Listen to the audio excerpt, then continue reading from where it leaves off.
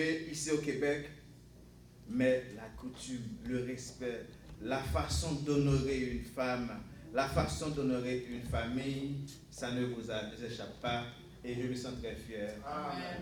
Premièrement, grâce à Dieu. Deuxièmement, grâce à vous. Une fois encore, merci. Et merci surtout d'avoir supporté ma fille et maintenant mon futur garçon, entre parenthèses, je vois même mon garçon. Donc merci de les supporter. Donc que le Seigneur vous bénisse. Est-ce qu'on peut encore pousser des cris familiales? Ça, c'est des cris de famille. Alléluia. Comme je vous dis, tantôt, le mariage, ce n'est pas 1000 personnes, c'est 2 ou 3. Il y a même des d'autres, 4 personnes seulement. Mais il y a des espoirs quand même. Amen. Et je vois dans la salle, c'est beau et belle. Waouh! C'est la gloire de Dieu. Merci beaucoup, papa. C'est avec beaucoup de respect que je vous dois. Si vous pourriez bien vouloir vous asseoir. Merci beaucoup. Et nous allons maintenant laisser la parole à celui qui a beaucoup souffert. Merci aussi pour la Vraiment, il a quitté l'Afrique, Canada, il a fait retour. Pitié, hein? À vous la parole. Je pense que vous m'écoutez. Oui. Je salue tout le monde, les femmes et les sœurs de l'église. Je suis trop honoré. Vous allez m'excuser, c'est la vérité, je ne prie pas beaucoup. J'ai perdu l'habitude en quittant l'Afrique, ça fait longtemps. Alors, je suis très content de voir mon fils aujourd'hui être entouré. Et je vous le dis, lui-même il est là présent, j'étais inquiet et fâché contre lui. Parce que je me disais qu'en s'éloignant de Montréal, il va plus se souffrir. Mais c'est la première fois que je viens ici et je me rends compte qu'il n'est pas isolé. Alléluia!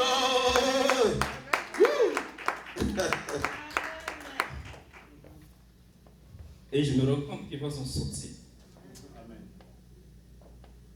Aujourd'hui, c'est un beau jour pour moi, pour Pierre, pour tous ceux qui sont à côté de nous. Ce que je peux leur souhaiter, Rose et Brunel, c'est le bonheur. Amen. N'oubliez pas une chose, le mariage, c'est petit, mais après ça devient grand. Donc il faut avoir un cœur. Comme disent les Québécois, il faut savoir faire des concessions. Sinon, ça ne marchera pas. Rose, ça fait longtemps que je la connais. Ils viennent à la maison, voir la famille. Et la dernière fois quand je l'ai vue, je l'ai dit, Rose, j'étais un peu inquiet. Je me disais que vous allez peut-être faire un enfant et puis vous séparer. Mais aller jusqu'au mariage, je vois que le chemin se dessine et ça va loin. Amen. Alors, je l'ai même dit que Rose, mets ça dans ta tête, tu fais partie de la famille bâtie, maintenant. Parce que dès que vous prévoyez le mariage, moi je vous dis, c'est le mariage qui est en chemin, c'est fini. Donc tu fais partie de ma famille. Donc Rose peut venir chez moi à tout moment, peut m'appeler à tout moment pour me dire ce qu'elle veut. Hein, Brunel, tu as eu une bonne femme. Ça fait longtemps que je la connais à tes côtés et elle est toujours là, sérieuse. Donc je te demande, en tant que papa, de l'honorer, de savoir la respecter. Les problèmes ne vont jamais manquer. Et essayer de les régler. Ça ne marche pas, vous voyez le pasteur. C'est une bonne personne. Ça ne marche pas, vous voyez Pierre. Ça ne marche pas, vous voyez moi. On est là pour vous soutenir. Merci beaucoup.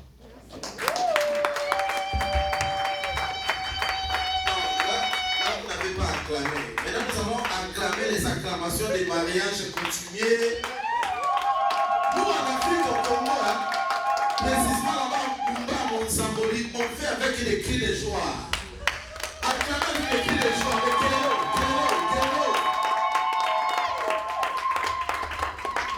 Amen.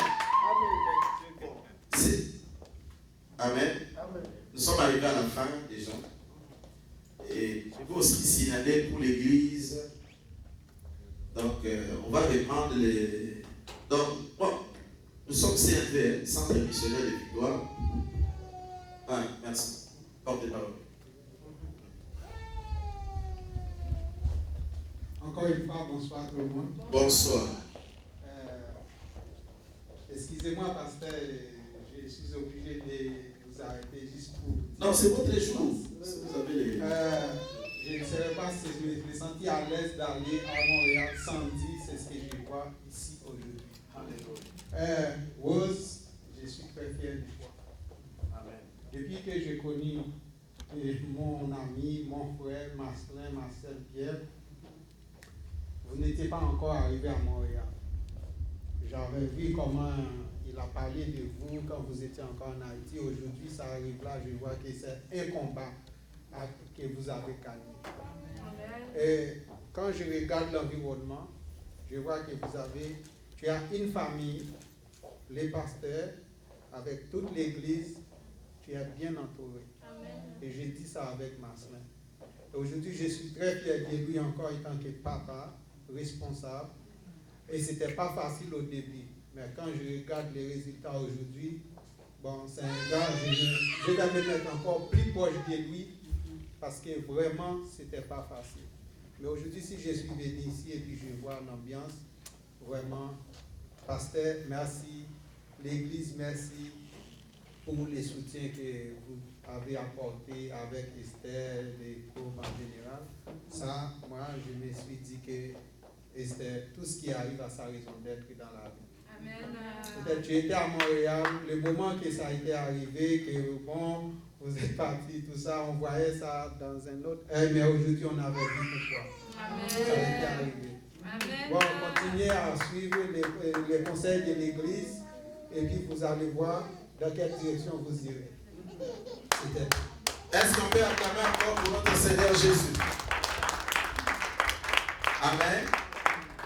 Faites vite protocole.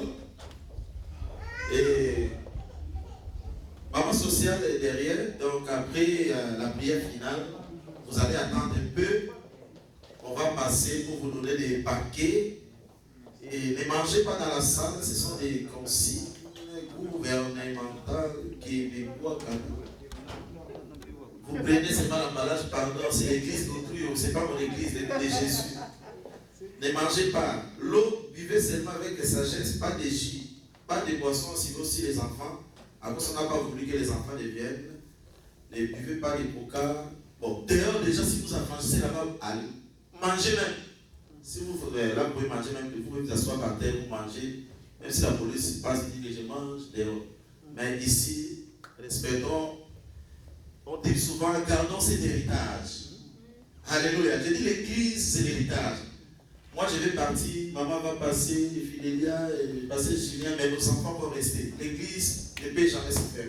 Amen. Et ne regarde pas les cas, on peut nous chasser ici, mais l'église continue, portant l'église. Amen. Donc, et toujours les masques, et puis la distanciation, toujours. Même quand vous allez vous lever, quand on va s'embrasser, il y a des coudes aussi. Et si la police aussi nous voit de loin là, on dit mais les Africains là c'est comment? Dans les coudes aussi. Et puis quand vous allez vous lever, toujours les masques, vraiment, veuillez supporter et Dieu va vous bénir. Amen. Comme je disais tantôt, nous sommes CMV, cette église, centre missionnaire et victoire. Nous nous réunissons le mercredi. Si tu n'as pas là où prier, peut-être tu as fait un tour de Montréal, viens. À partir de 18h tous les mercredis, nous avons aussi des programmes sur Facebook, sur on appelle ça mon profil. Non, et puis congolais, c'est compliqué. Molongi Nakolo. Molongi Nakolo veut dire les vainqueurs dans le Seigneur. Vous allez voir toutes les vidéos de mercredi et puis les dimanches en live en vidéo, c'est waouh. Il y a des prédications, des enseignements. Désormais, maman Marguerite, maman vice-présidente de l'église, waouh, quelle charge, quelle responsabilité. Maman vice-présidente, nous voulons changer, modifier l'heure. Parce qu'on veut maintenant que l'heure, on commence à 10h et on finit à midi pile. Amen. À vous d'acclamer, on n'est pas content. Mais pas demain, on va annoncer ça demain. Demain, 10h30 ou 10h30. Mais à partir de début mai, on commence à 10h, on finit à midi pour qu'on ait le temps d'aller nous apprêter à la maison pour le lundi et pour aller manger aussi à la table. À partir de midi, déjà midi 15, 30, on va arriver à la... Nous tenons vraiment à Évangile Fidélia pour la rigueur. Même moi, respectons l'heure midi pile. Où soit midi, moi-même, on finit. Donc c'est midi, 11h45, 35, on finit la prédication avec les annonces, juste on finit. 2 heures. Il est prêt. Non, la foi n'exclut pas. Ne dit pas pour le saint, non. La Bible dit